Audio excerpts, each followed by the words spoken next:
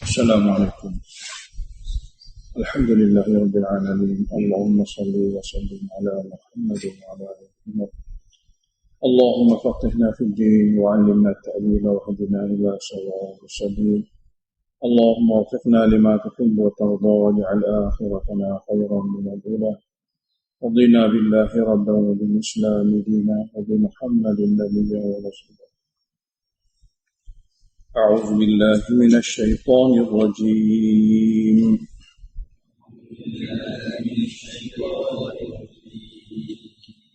بسم الله الرحمن الرحيم. يا أيها الذين آمنوا أوفوا بالعقود.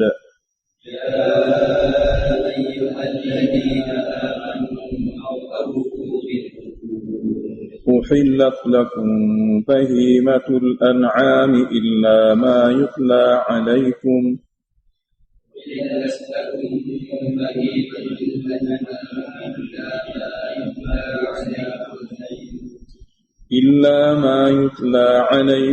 غير محل الصيد وأنتم حرم.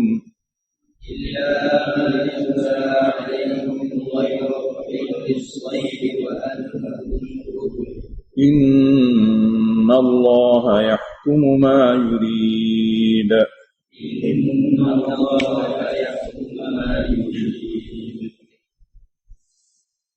Surah Maidah. Hubung kait dia dengan surah Fatihah. Dalam ni dibicarakan kepada kita daripada surah Maidah 3 golongan sekaligus, iaitu golongan Yahudi pun disebut oleh Allah, golongan Nasara, dan ada juga tentang golongan munafikin.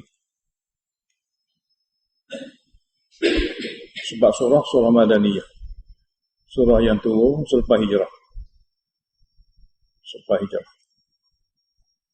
Cuma dalam surah ini dibahagikan kepada 2 bahagian yang berlainan. Bahagian pertama daripada ayat pertama hingga ayat 66, iaitu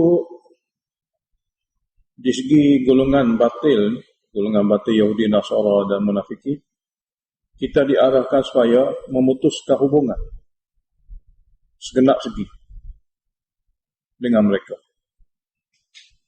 Karena kita bukan pengikut mereka yang terkesan dengan mereka, sebaliknya mereka kita kena usaha kembali kepada pangkal, kepada asal agama. Yang ni jangan dengarlah kata-kata mereka, sebab mereka sendiri tidak ada pendirian yang tegas dalam agama. Jadi kena putus hubungan. Muqata'ah, mana putus hubungan. Yang ni kita dah baca Yahudi surah Baqarah, Ali Imran surah mengenai Nasara, An-Nisa mengenai munafikin. Setelah jelas semua tu, apa perlu kita buat? Putus hubungan. Dengan maksud kita tidak boleh ambil pandangan mereka dan tidak boleh terkesan dengan apa-apa pun di ayah mereka di sudut agama. Sebaliknya, kita kena usaha ajak mereka kepada asal syariat. Seperti mana kita dah baca beberapa ayat sebelum. Sebab mereka agama yang sudah menyimpang.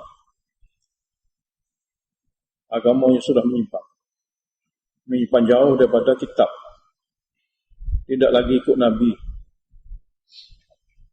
Tidak lagi ikut Nabi Musa dan tidak lagi ikut Nabi Isa. Dan tidak lagi berpegang dengan kitab. Nama saja beragama, tapi sudah menyimpang daripada agama asalnya.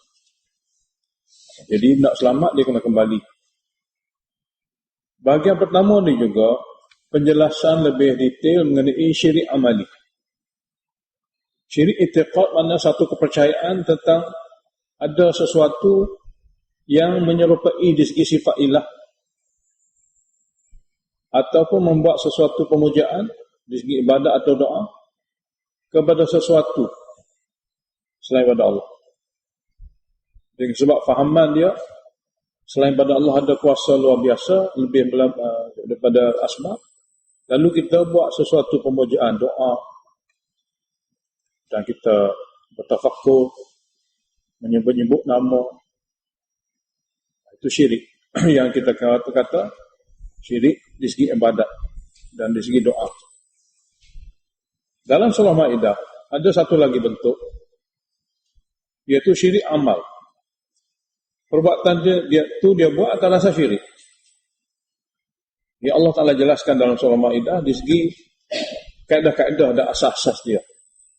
Dan boleh dikiaskan dengan mudah. Kalaulah tidak cara ni pun, cara lain, kalau berpaksi kepada akidah itu, maka dia panggil syirik amali.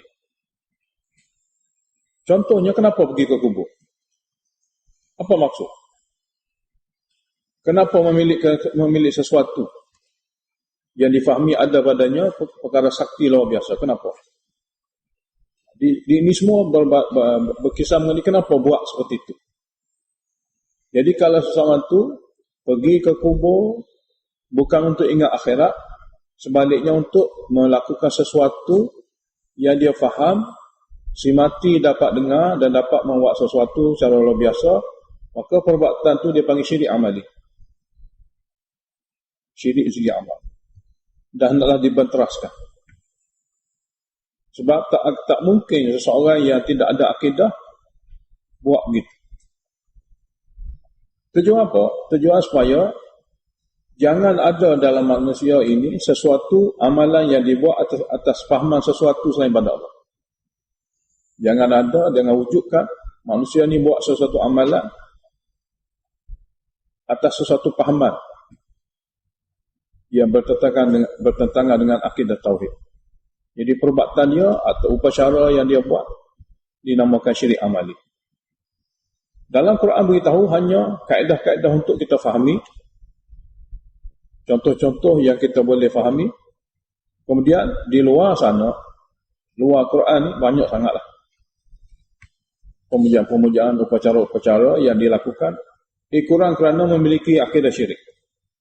Maka amalan-amalan seumpama itu kita panggil syirik amali. Amalan ni hasil pada syirik. Kalau tak syirik, dia tak buat begitu. Contoh kalau kita kata masuk masjid, iktikaf dalam masjid, bermakna orang ni ahlillah, orang mentauhidkan Allah. Dia masuk kubur, iktikaf di kubur. Dia sudah ada fahaman menyamakan tempat iktikaf tu kepada sesuatu yang menyerupai Allah. Allah syariatkan iktikaf di rumahnya.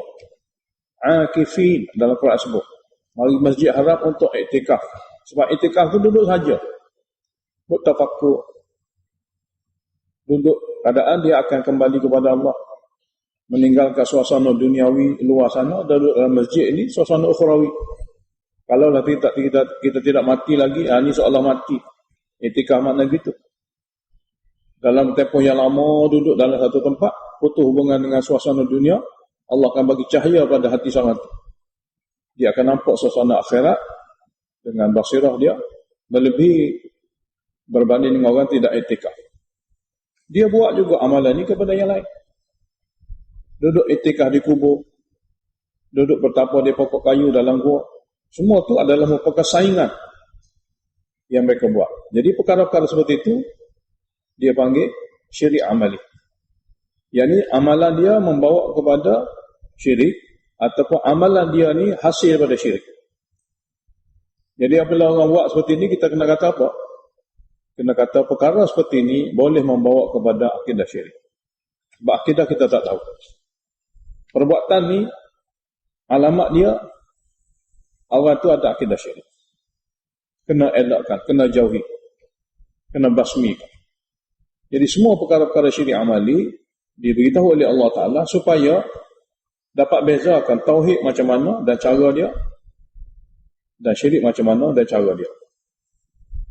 Kita kena sedar, jangan keliru, syirik benda alamat. Satu orang pun tak nampak. Masing-masing tahu dengan sebab dengar ayat Allah. Satu orang tak nampak. Tidak ada satu pun alamat daripada ghaib yang kita boleh tahu orang ni syirik. Tidak ada. Kita hanya mendengar ayat demi ayat untuk kita dengar dan kita bandingkan dengan apa yang kita fahami. Kalaulah perkara yang diberitahu tadi tauhid dan kita fahaman kita lain, maka kita sudah menyimpang, sudah lari daripada akidah yang betul. Jadi perbetulkanlah, masing-masing akan memperbetulkan. Jadi syirik adalah akidah, benda yang tak nampak. Cuma ekoran daripada syirik dan akidah rusak ini, syaitan ajar juga cara buat. Betul-betul bersaing dengan syariat Allah. Sebab tu kita dapati orang-orang yang sudah syirik pada Allah, di mana ada safar ke haji, dia pun ada safar ke kubur. Di mana ada labbaik Allah ke haji, dia pun juga labbaik kepada wali-wali yang dia nak pergi. Semiji ada. Di mana orang iktikaf, dia pun iktikaf di kubur. Di mana ada orang tawaf, dia pun tawaf di kubur. Sehingga apabila sujud kepada Allah depan Kaabah, dia pun sujud depan kubur. Saingan. Jadi kita apabila tengok perkara seperti ini, kita kena sedar perkara seperti ini berlaku. Punca besarnya adalah akidah dalam mawan ni sudah dikira menyimpang.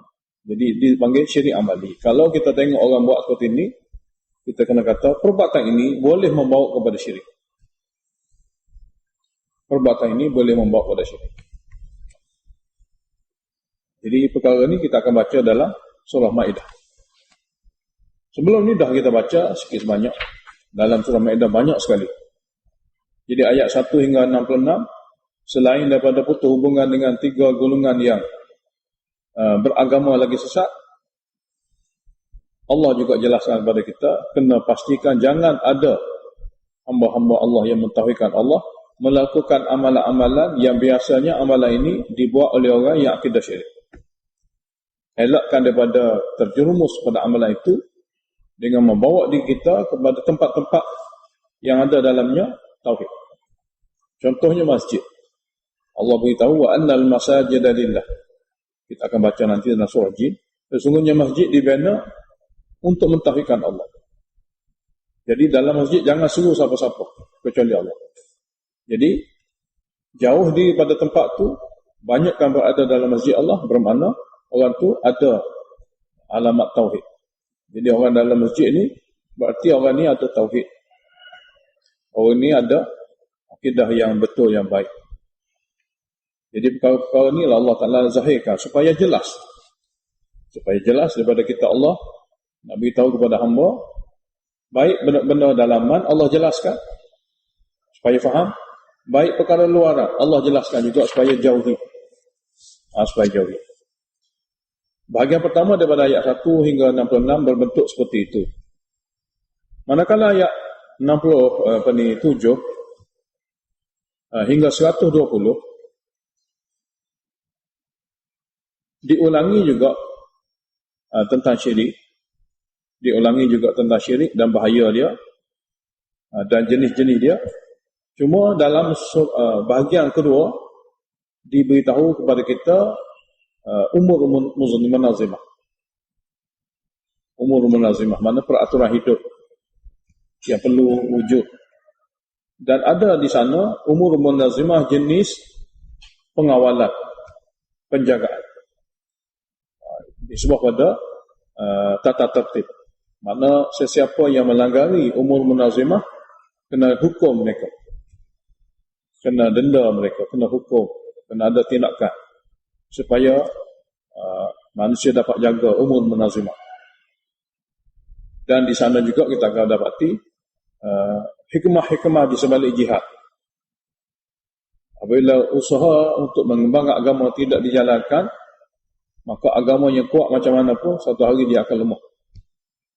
Orang Islam apabila dia tidak berjuang, dia keturunan hebat macam mana pun lama-lama dia boleh jadi murtad.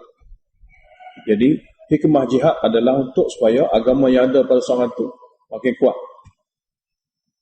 Dan suasana agama yang ada pada persekitaran itu makin zahir. Syiar agama akan lebih dijaga. Jadi kepentingan jihad dan bahaya apabila jihad ditinggalkan. Bahagian kedua surah ni juga mengenai selain pada hikmah jihad dan bahaya apabila jihad ditinggalkan. Bismillahirrahmanirrahim. Ya ayyuhalladzina amanu aufu bil uqud. Pertama Allah beritahu, wahai yang beriman, setelah kamu beriman, kamu hendaklah sempurnakan semua perjanjian. Perjanjian apabila kamu masuk Islam. Apa kamu kena buat?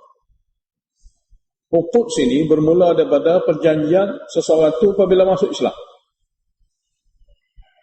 Dia nak tinggalkan segala perkara-perkara yang bercanggah dengan Islam, baik di segi akidah, baik di segi ibadat, baik di segi resah. Itu makna masuk Islam. Akidah pun kena tukar, ibadat pun kena tukar, resam dan budaya pun kena tukar. Itu perjanjian. Orang yang mana asalnya agama lain masuk Islam, nampak cara-cara dia tukar. Tapi asal keturunan lahir daripada orang Islam, tak tahu bila dia masuk Islam, bila dia berjanji nak tukar, dan apa usaha di sebalik perjanjian. Tiga-tiga ni tidak ada nampak. Bila dia masuk Islam? Satu soalan. Bila dia bersyahadah, bersaksi untuk perjanjian ini. Aufu bil uqud. Sempurnakanlah perjanjian.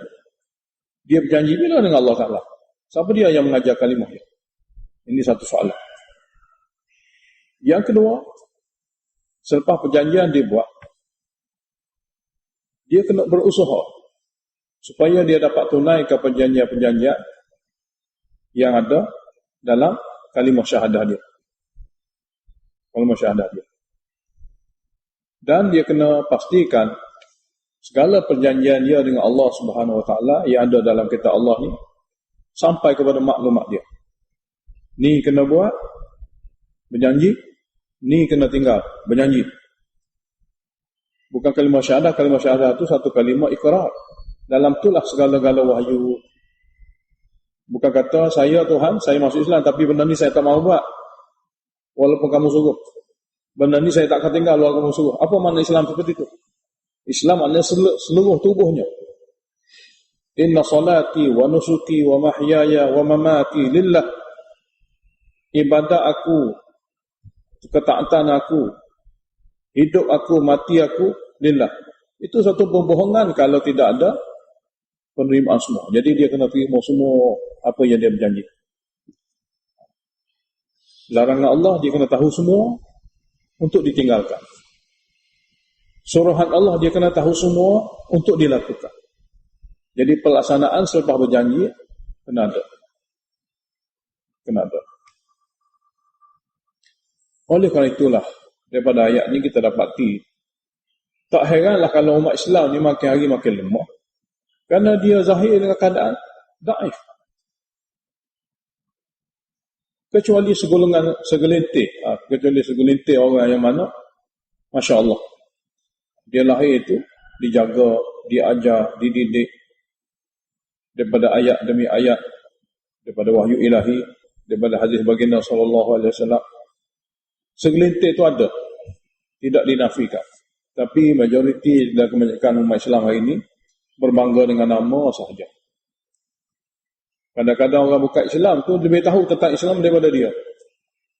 Dengan membaca, dengan menanya. Non-Muslim, orang bukan Islam, dengan sebab dia suka tanya, dia tahu banyak. Dengan sebab dia suka baca, dia tahu banyak. Sehingga dia dapat maklumat tentang agama ni berbeza ni sudah jelas. Islam begini, Hindu begini, Kristian begini, dia tahu dengan baca-baca. Yang pengetahuan dia nak banding orang Islam kita yang biasa, jauh. Jadi inilah suasana yang ada. Tapi orang ni lah nak masuk syurga Allah.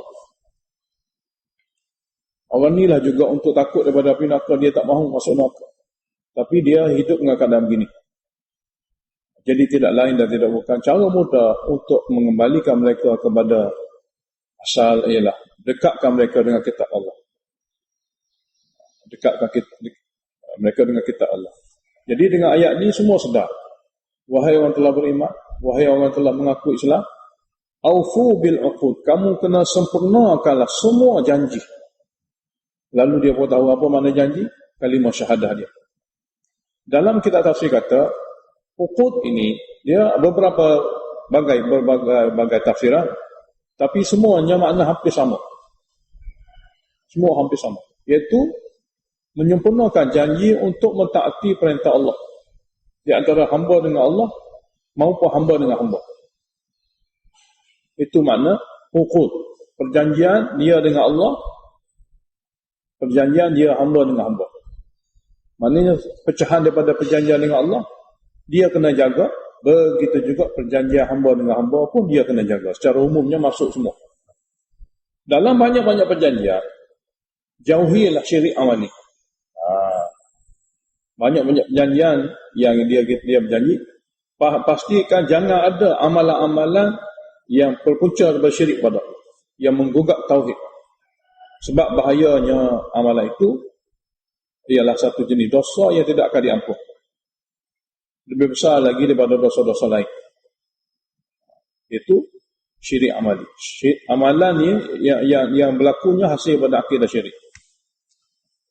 Pertama Allah beritahu, halal haram adalah hak Allah Subhanahu Wa Taala. Manusia tidak bebas. Tak boleh nak kata benda halal tu haram. Tak boleh nak kata benda haram tu halal. Kalau dia buat begitu, dia jadi Tuhan. Dia jadi Tuhan. Allah sebut dalam Al-Quran, mereka telah menjadikan ulama mereka sebagai Tuhan. Disudut menghalal sendiri, bukan daripada Tuhan. Mengharamkan sendiri, bukan daripada Tuhan. Cuma bahasa apabila kita terjemah, haram tu bahasa Arab yang kita guna dalam Melayu. Tapi bahasa untuk bahasa Melayu sendiri, pantang. Pantang. Tak boleh makan, pantang. Itu bahasa Melayu bagi haram. Berpantang kerana asbab duniawi ataupun di bawah lingkungan asbab, harus, tidak ada masalah. Pantang satu lagi, pantang yang bermakna haram halal. Itu membawa kepada kerusakan akidah. Jadi ayat ini menyentuh perkara itu. Allah kata, uhillat lakum bahimatul an'am. Telah dihalalkan kepada kamu binatang ternak. Macam mana kamu, wahai orang Mekah, yang halal itu kamu kata haram? Adakah? Ya ada. Dalam surah ini akan Allah beritahu, kamu kata unta begini akan tak boleh makan, unta begini tak boleh makan, unta begini tak boleh makan. Banyak jenis-jenis yang kamu kata ni tak boleh makan, pantang. Daripada mana? Itu dia panggil amalan-amalan yang membawa kepada syirik. Syirik amali. Berpantang kerana tidak ada sebab. Sebab hanya nak lawan Tuhan, Allah kata haram, dia pun boleh kata haram. Itu saja. Jadi di sini nak ditegaskan, uhillat lakum bahimatul an'am. Umumnya orang terjemah memang betul, binatang ternak halal. Nak beritahu kepada manusia yang boleh makan binatang ternak adalah halal. Ya, satu makna. Satu makna lagi, menafikan resam jahiliah yang dihalalkan oleh Allah Ta'ala, mereka kata haram. Kurang kerana ini mereka kufur pada Allah. Bukan jahiliah Mekah saja. Mana-mana manusia jahil dengan wahyu akan jadi gini. Seperti mana syaitan membisikkan mereka, memerangkapkan mereka ke dalam kekufuran dengan cara halal haram ni, syaitan yang sama juga akan memerangkapkan manusia jahil wahyu dalam kalam. Oleh kerana ada dalam kitab Tuhan, kena ingatlah wahai hamba, ada di luar sana manusia yang terpedaya dengan syaitan. Jadi dihalalkan kepada kamu binatang ternak semua sekali. Illa ma yutla alaikum, kecuali wahyu yang memberitahu kepada kamu haram, yang dibaca kepada kamu, maka ia adalah haram.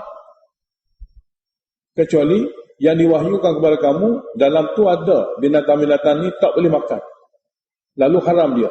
Memang ada. Cuma satu lagi, dalam wahyu dia halal, tapi semasa buat haji dalam ihram haram juga. Binatang ni dia halal, tapi apabila kamu dalam ihram, dengan sebab ihram kamu halal, diharamkan berburu, diharamkan memakannya. Itu pun Allah beritahu. Dia memang halal. Tapi pada saat ini, pada keadaan ini, pada ketika ini, tidak boleh lagi. Habis daripada ihram, baru boleh. Jadi tempoh dalam ihram itu, binatang-binatang halal pun haram. Kenapa ni? Allah beritahu. Kerana Allah, dia boleh buat hukum apa yang dia kendaki.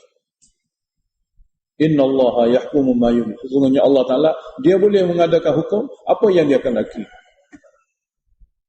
Sebab dia Allah Ta'ala. Ini satu perkara yang diajar dalam ayat ini. Maknanya, semua binatang ternak halal. Kecuali binatang yang Allah beritahu dalam wahyunya haram. Maka binatang itu dengan sebab wahyu haram. Kecuali ketika kamu ihram, yang halal pun jadi haram.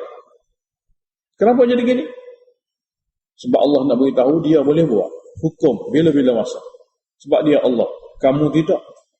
Kamu tidak. Jadi ghaira muhillis saidi. Dibacakan kepada kamu binatang-binatang yang ada dalam tu larangan daripada Allah, lalu haramlah dia. Ghaira muhillis saidi. Juga tidak boleh menghalalkan binatang buruan. Wa antum hurumun, hal keadaan kamu semua dalam ihram. Juga tidak boleh menghalalkan binatang-binatang halal. Tidak boleh menghalalkan binatang-binatang halal yang diburu hal keadaan kamu itu dalam ihram. Maknanya, apabila kamu dalam ihram, binatang halal, binatang buruan kerana dia halal, menjadi haram juga untuk tempoh itu. Jika ada hamba tanya kenapa? Tak boleh. Inna Allah yahkumu ma yurid. Sesungguhnya Allah, dia akan buat keputusan, dia akan buat hukum apa yang dia kendaki. Sebab dia Allah Ta'ala. Allah Ta'ala boleh membuat hukum, mengadakan apa-apa hukum, apa yang dia akan. Jadi jawapan ni dia panggil uslubul hakim, gaya bahasa tegas. Kemudian Allah beritahu, kenapa dalam ihram, binatang tu tak boleh diburu. Dan haram makan. Berburu pun haram. Kerana hikmahnya begini-begini. Di sana kita akan dapati nanti insya-Allah Allah Ta'ala jelaskan juga hikmah di sebalik dalam masa ihram, kenapa binatang-binatang halal tidak boleh diburu dan dimakan. Allah beritahu di sana dengan uslubul hakim, gaya bahasa Allah yang Maha Bijaksana. Dia kata tak boleh, ada hikmahnya. Nak uji hamba. Di sini dia panggil gaya bahasa tegas. Kenapa begini? Allah kata sebab dia nak buat begini. Kemudian Allah beritahu setengah-setengah tempat Allah jadikan dia sebagai tanah haram. Setengah-setengah tempat Allah jadikan tempat ibadat, tempat bersa'i, tempat tawaf. Tanah haram. Kamu jangan masuk dia tanpa adab. Tak boleh bebas. Waktu juga ada. Waktu haji. Waktu Ramadan. Kamu tak boleh masuk pada waktu ini dengan cara bebas. Masuk bulan Ramadan, setengah hari pun nak makan. Nak buat macam biasa. Tidak boleh. Dia ada waktu-waktu merupakan sya'airillah. Tanda lambang agama Allah Ta'ala. Masuk bulan Ramadan, waktu ni kena jaga. Tak boleh bebas. Semua tak boleh makan. Siang hari. Bermula pada terbit fajar hingga jatuh matahari. Dipanggil sya'airillah. Dan juga amal-amal yang merupakan sya'airillah.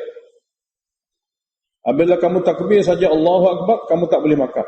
Kamu tak boleh bercakap. Pantang larang. Sehingga bila? Sehingga Assalamualaikum. Jadi, Allah nak beritahu pada kita, perkara-perkara yang Allah Ta'ala tegah daripada kebebasan, kena buat dengan adab, kena jaga. Ya ayyuhalladzina amanu, la tuhillu sya'airallah. Wahai orang beriman, kamu jangan melanggar lambang-lambang Allah Ta'ala. Alamat-alamat Allah Ta'ala. Tempat, masa dan amal. Jangan langgar. Ini di antara perjanjian hamba dengan Allah. Jadi dia ada dalam dunia ni tempat-tempat kena jaga. Masjid. Contohnya Allah beritahu dalam ayat sebelum, dia masjid Allah. Masuk dengan iktikaf. Tak boleh cakap dunia. Tak boleh berjual beli. Tak boleh bersetubuh. Sebab tempat ni adalah min sya'airillah. Lebih-lebih lagi Masjid Haram. Begitu juga Tanah Haram. Tak boleh masuk sewana-wananya, kena masuk dengan ihram. Dengan syarat-syarat dan peraturannya. Jadi jangan kamu melanggari sya'air Allah. Lambang-lambang agama Allah. Baik di segi tempatnya, baik di segi masa, baik di segi perbuatan.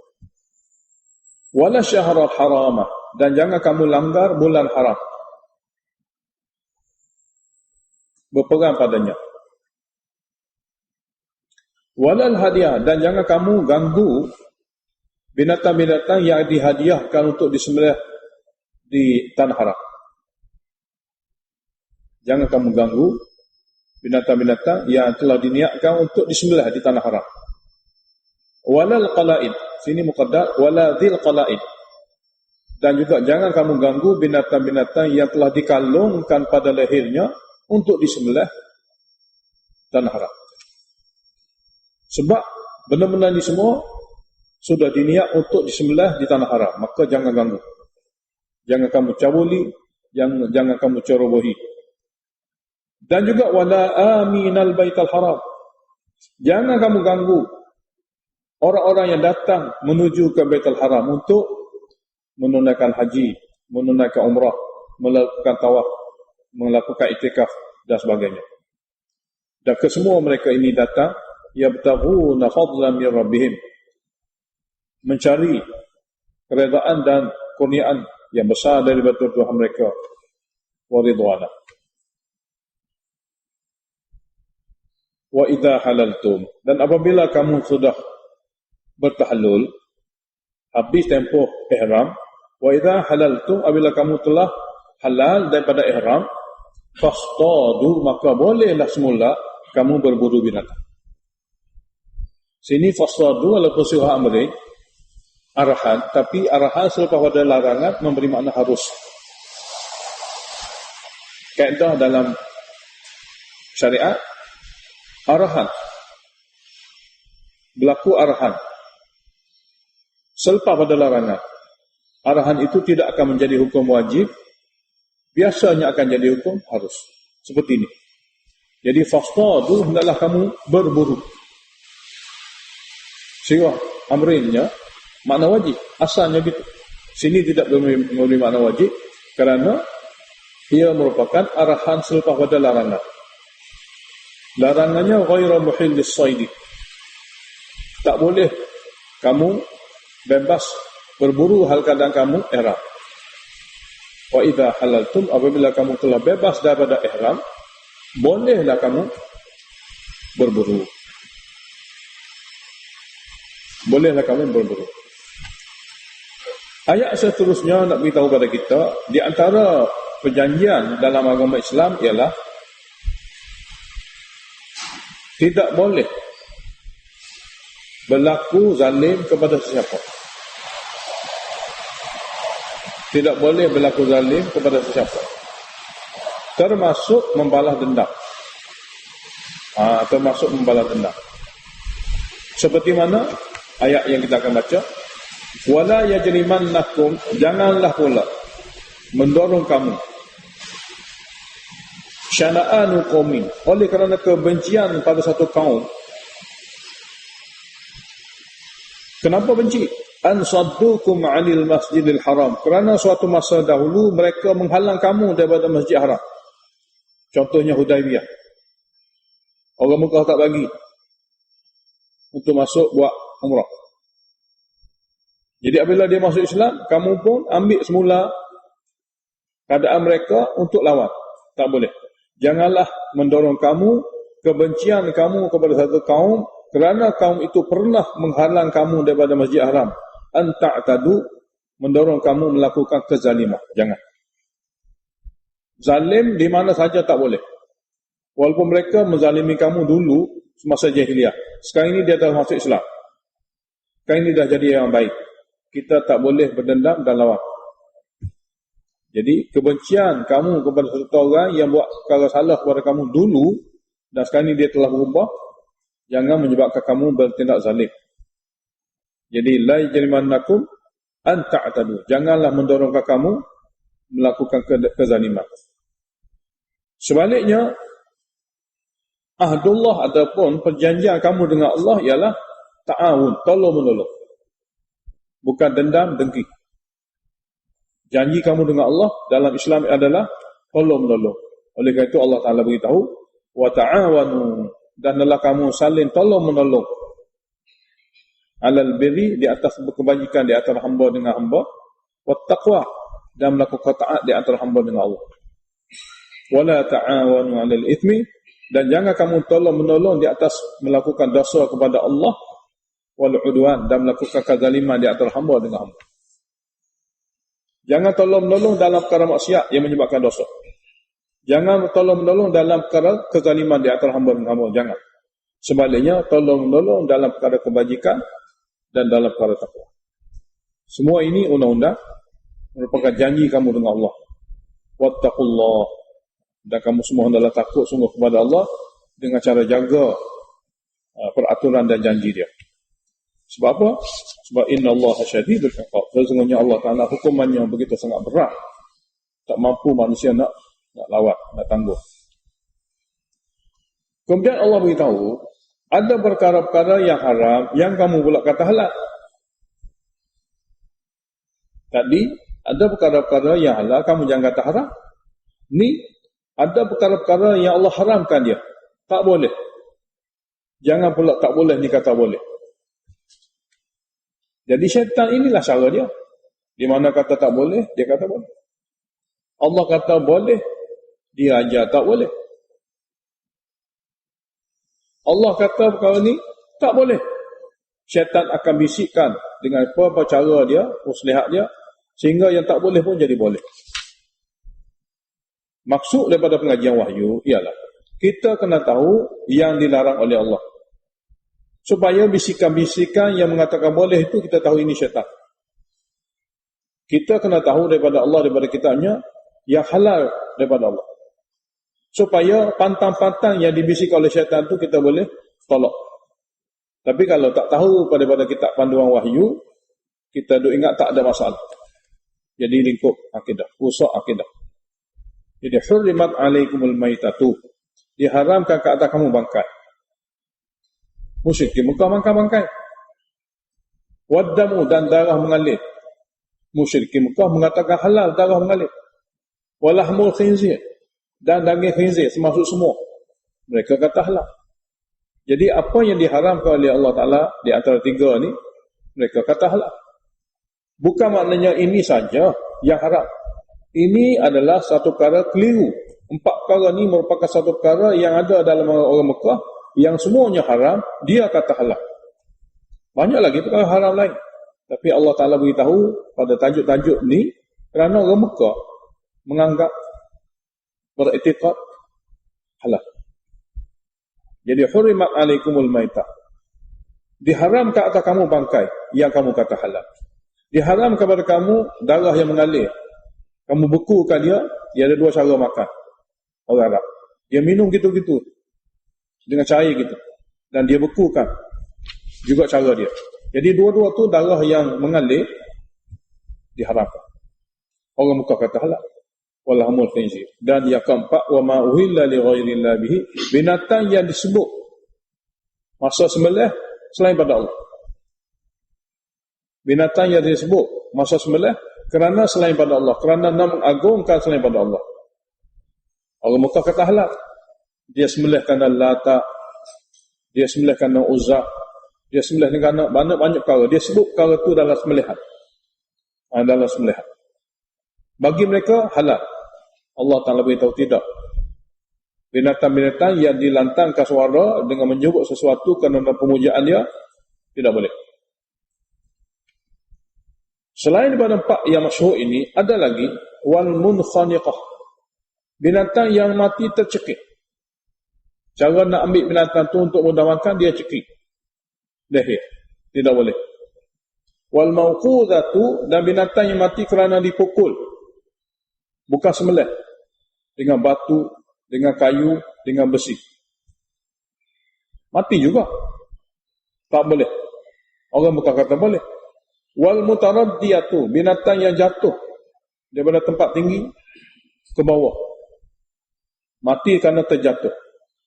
Daripada tempat tinggi ke bawah. Atau daripada tempat biasa datang ke dalam telaga. Asalkan dia mati dengan sebab jatuh daripada atas ke bawah. Haram. Orang bukan kata halal. Wan natihatu, fa'il dengan makna maf'ul, binatang yang ditanduk oleh binatang lain. Mati. Haram. Dia kata halal. Wa ma akalas sab'u, dan binatang yang pernah dibaham oleh binatang buas. Binatang buas kejar-kejar, baham dia mati. Saki-baki tinggal kita pergi ambil. Haram. Mereka kata halal. Illa kecuali binatang yang dibaham oleh binatang buas, tempat disembelih. Dan dia kalau dibiarkan hidup, dia boleh hidup. Ada pada binatang itu setelah dibaham kemampuan untuk hidup. Maka illa ma zakaitum, kecuali binatang itu tempat disembelih oleh kamu. Maka apabila sembelih, dia telah mati dengan sebab sembelih, bukan dengan sebab dibaham oleh binatang buas. Ini penjelasan daripada Allah. Ini semua yang diberitahu oleh Allah Ta'ala yang mengelirukan orang Mekah ialah kerana mereka anggap ini semua halal. Jadi kiaslah daripada ayat-ayat seperti ini di luar sana, apa saja yang Allah Ta'ala beritahu halal, kalaulah mereka kata haram, ataupun apa saja yang Allah kata haram, mereka kata halal, adalah perkara yang sama. Itu melanggari perjanjian dengan Allah Ta'ala. Dan wama dhubiha 'alan nusubi, dan binatang yang disembelih untuk memuja patung-patung. Memang disembelih di atas batu. Batu khusus. Mengambil berkat. Ataupun pemujaan khusus di atas batu-batu. Sama ada patung berhala atau batu apa saja. Juga haram. Dan ini merupakan resam jahiliah. Dan wa antastaqsimu bil azlam, mencari untung nasib melalui panah. Dia dalam panah tu dia buat 3. Panah pendek. Dia tulis pada panah tu, Tuhanku mengarahkan buat. Panah kedua, Tuhanku melarang buat. Panah ketiga, kosong. Lalu dengan 3 inilah dia cari untung nasib. Kalau terambil daripada 3 ni mana satu, katalah dia ambil satu panah yang tertulis padanya, yang dia tulis sendiri, Tuhanku arahkan supaya buat, maka dia buat. Kalaulah masa dia cari benda tu, dia cabut daripada 3 panah tu yang tertulis padanya, Tuhanku larang buat, dia takkan buat. Kalau dia cabut yang ketiga, katakanlah pada kali lain, cabut kosong, tidak ada apa-apa, dia pun buat semula. Dia buat semula. Dia akan ambil hanya satu. Suruh buat ataupun tidak. Ini istiqsam, mencari untung nasib melalui panah-panah. Allah tukar kepada kita umat Islam daripada ajaran Nabi, istikharah. Jadi orang yang sembahyang istikharah, itulah cara sebenar. Sembahyang 2 rakaat, minta pilihan daripada Allah. Apabila apa yang kita buat selepas istikharah, semua tu dipanggil kebaikan. Tak akan menyesal, tak akan rugi. Sebaliknya, amalan yang dibuat tanpa istikharah, dia akan menyesal. Dia akan rugi. Jadi Allah Ta'ala tukar, ganti perkara istiqsam ni dengan istikharah. Nabi SAW mengajar umat dia, sahabat-sahabat, doa untuk istikharah. Sama sebagaimana dia ajar surah-surah Al-Quran, kerana wajib dihafal, kerana akan guna sentiasa. Jadi ini istiqsam bil azlam adalah merupakan resam jahiliah. Nak buat apa-apa, tak tahu masa depan. Jadi carilah untuk nasib dengan cara campur 3 benda ni. 3 benda ni. Arab panggil azlam. Benda-benda yang dia tulis, Tuhanku arah buat, Tuhanku larang buat, betul kosong. Allah beritahu ini pun tak boleh. Diharamkan antastaqsimu bil azlam. Diharamkan kamu daripada mencari untung nasib daripada panah-panah itu. Semua perkara ni zalikum fisqun. Semua ini adalah menyebabkan kufur kepada Allah. Fisqun terjemahan Sebahagian tafsir kata kufur. Al-yawma ya'isal ladzina kafaru min dinikum. Hari ini putus asa, putus harap orang-orang kafir untuk menyusahkan agama kamu, untuk menyesatkan kamu dalam agama kamu. Soalannya ialah, bagaimana berapa kali kita orang Islam disusahkan oleh orang kafir? Berapa kali kita dikalahkan oleh orang kafir? Ayat ni beritahu pada kita, hari ini oleh kerana ilmu agama ni sudah lengkap, lengkapnya ilmu agama ni, orang kafir tak boleh lagi nak menyusahkan kita. Sudah lengkap.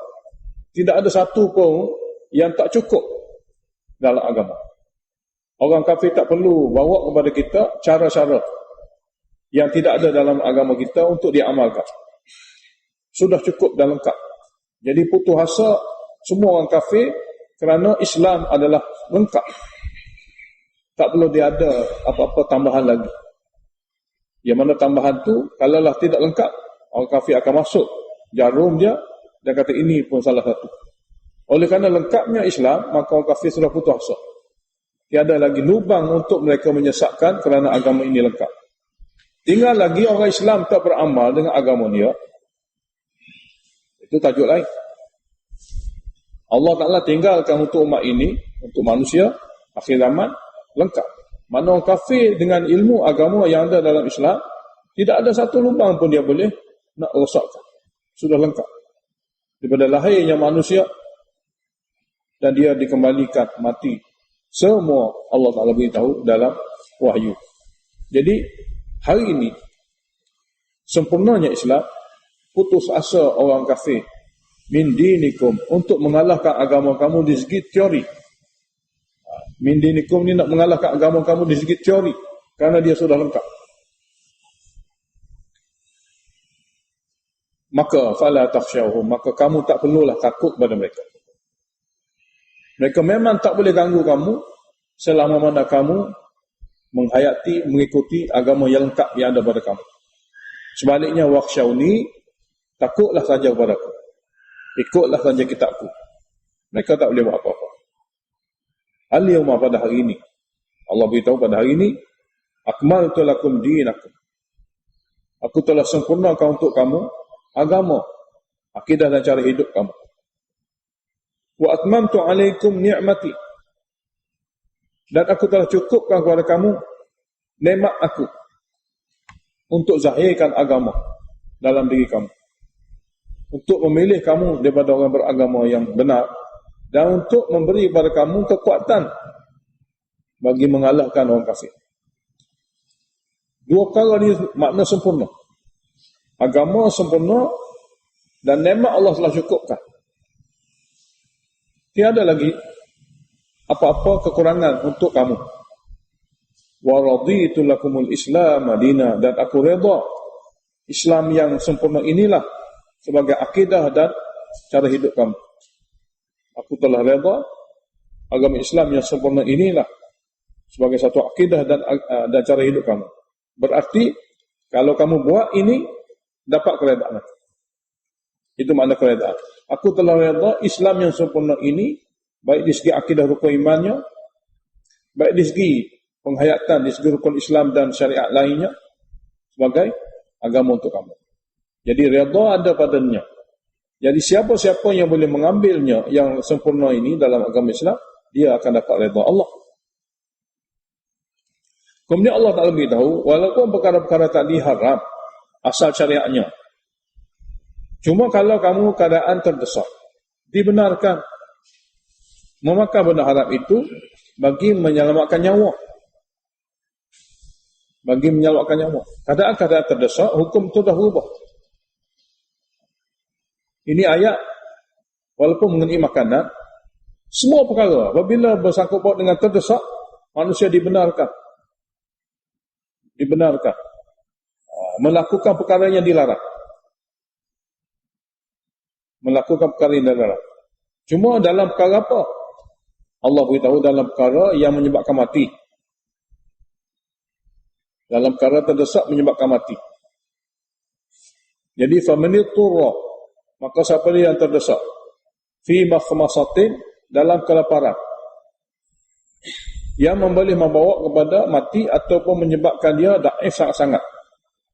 Ghaira mutajanifin li ithmin, dengan tidak ada cenderung untuk melakukan dosa dengan makan benda haram. Bukan kerana dia nak makan benda haram, tidak ada kecenderungan pun untuk buat benda haram, tapi oleh kerana terdesak kelaparan, kalau tak makan membawa mati. Allah kata dia benarkan. Fa inna Allaha ghafurur rahim, sesungguhnya Allah Ta'ala Maha mengampuni lagi Maha mengkasihi. Sini muqaddalah, fa man ittara fi makhmasatin ghayra mutajanifin li ithmin fa akala, lalu dia makan binatang-binatang yang diharamkan tadi bagi tujuan untuk menahan diri daripada mati. Allah maaf, fa inna Allah ghafurur rahim. Kemudian Allah Ta'ala beritahu, mereka tanya kamu wahai Muhammad, madza uhilla lahu, binatang apa lagi yang dihalalkan kepada mereka? Binatang apa lagi yang dihalalkan kepada mereka? Allah jawab dengan satu kalimah mudah. Qul, katalah kepada mereka, halal ni sangat banyak. Mintalah dia tu jenis thayyibat, benda baik, halal semua. Haram sedikit. Qul uhilla lakumut thayyibat, katalah kepada mereka, aku telah halalkan kepada kamu perkara yang baik. Binatang yang jenis baik, sesuai untuk jadi makanan kamu. Cuma thayyibat ini diperincikan lagi oleh ulama, digabungkan dengan hadis-hadis Nabi SAW. Ada binatang-binatang yang dikira tidak baik, khabis. Ada binatang-binatang yang dikira baik, thayyibat. Jadi Nabi telah bagikan, jenis ni baik, jenis ni tak baik. Di segi amal, Nabi telah jelaskan. Sebab kalimah ni sangat mujmal. Thayyibat, umum, benda baik. Benda baik macam mana? Nabi telah huraikan. Contohnya Nabi kata, anjing. Dalam Quran tak sebut. Dalam Quran sebut khinzir. Anjing tak baik. Anjing tak baik. Sebab dia makan bangkai. Sebab dia minum air kotor. Dia tak seperti kambing. Kambing tak makan bangkai. Kambing minum air bersih. Jadi binatang-binatang yang dikira baik ini, di segi makanan dia baik, minuman dia baik, itu baik. Yang tidak akan mendaratkan pada kamu, ia akan memberi manfaat kepada kamu. Binatang yang tak baik ni, di segi pemakanan dia tak baik, minuman dia tak baik. Dia ambil contoh mudah, anjing. Dia makan bangkai. Dia boleh membawa racun. Dia minum, dia boleh minum apa-apa saja. Dia tak pilih. Jadi oleh kerana makanan dia bahaya, maka dia tak baik. Jadi Nabi telah bagikan makanan-makanan binatang-binatang ni jenis baik. Binatang-binatang ni tak baik. Jadi ulama Islam buat kajian secara menyeluruh. Dia bukukan satu kitab, Hayatul Hayawan Kubra, kehidupan binatang yang betul besar, yang ni 2 jilid.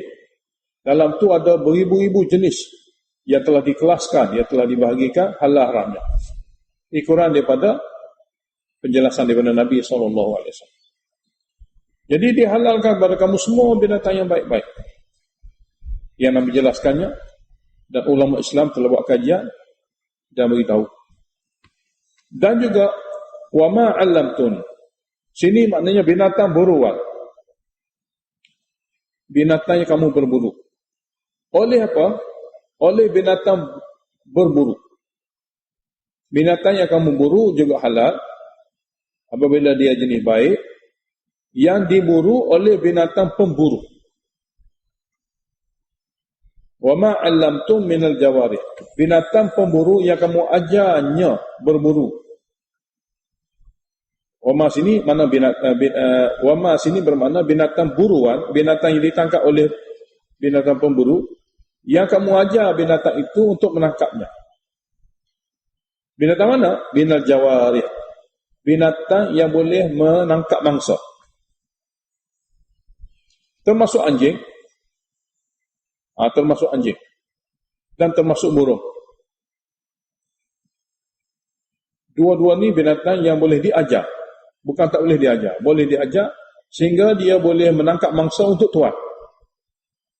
Binatang lain dia tak boleh diajar. Ajar macam mana pun dia tangkap untuk dia.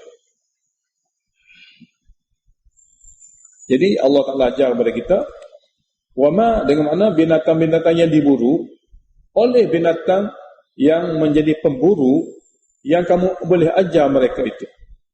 Minal jawarih, di antara binatang-binatang yang boleh menangkap mangsa. Sedangkan dia sendiri tak boleh makan.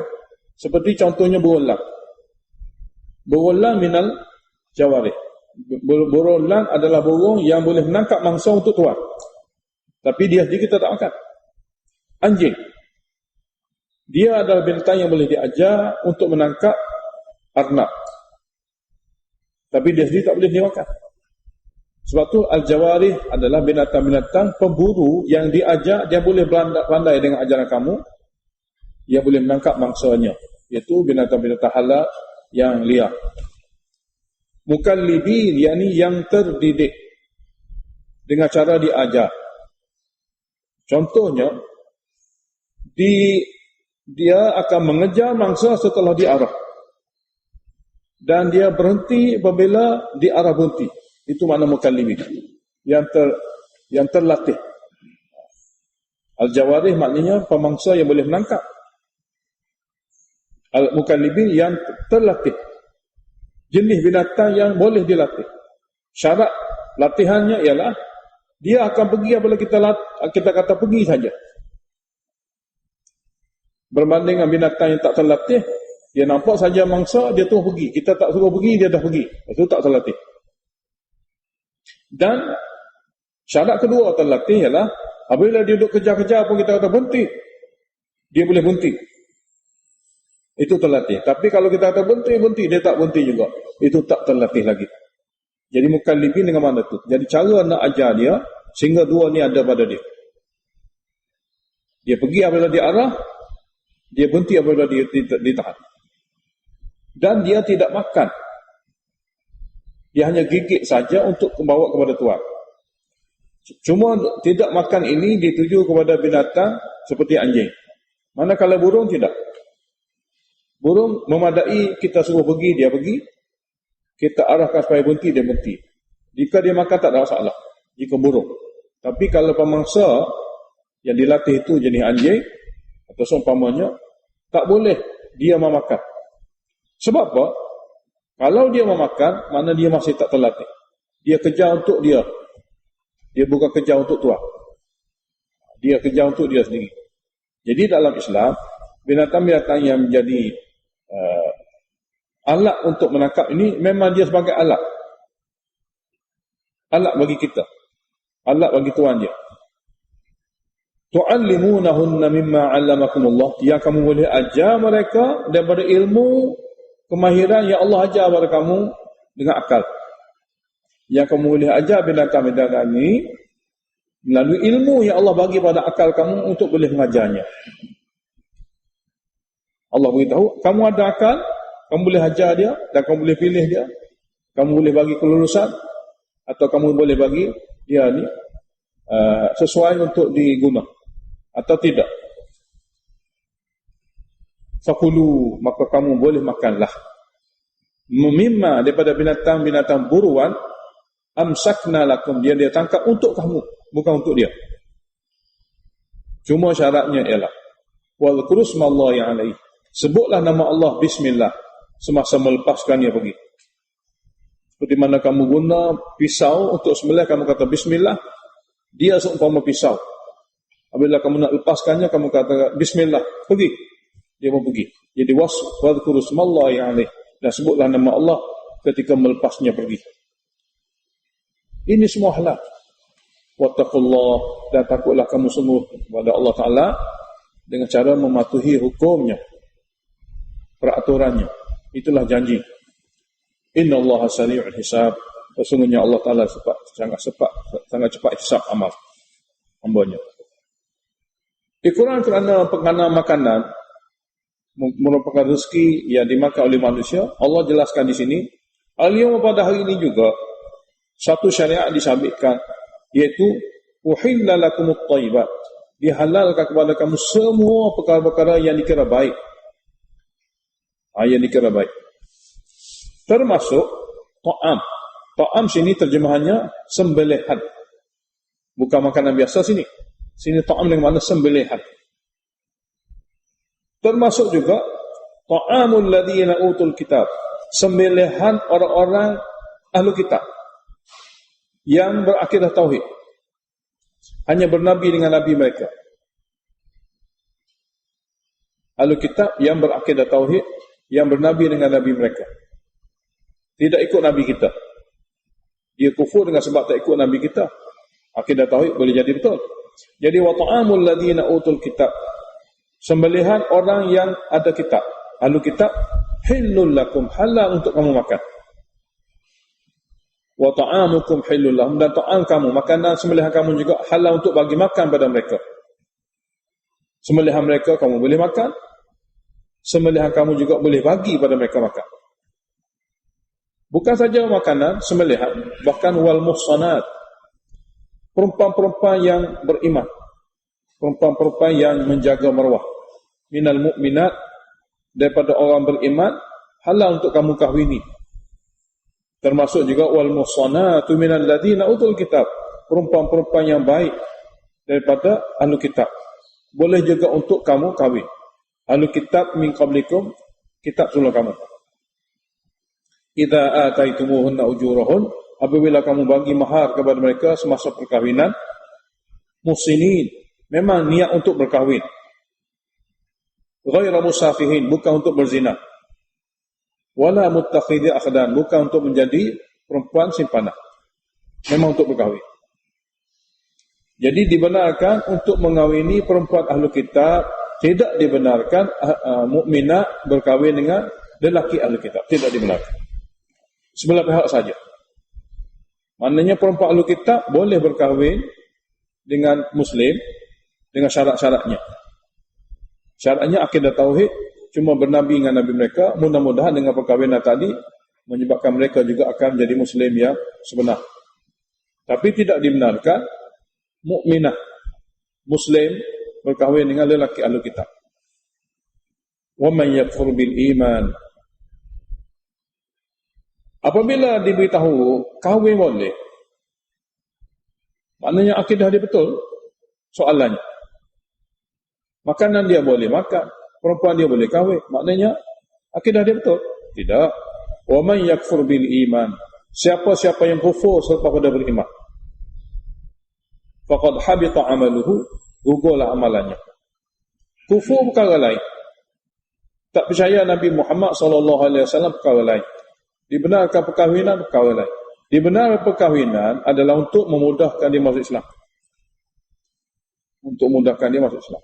Dan dibenarkan untuk makan makanan mereka kerana syarat menyembelih binatang itu tidak syirik pada Allah. Tidak syirik pada Allah.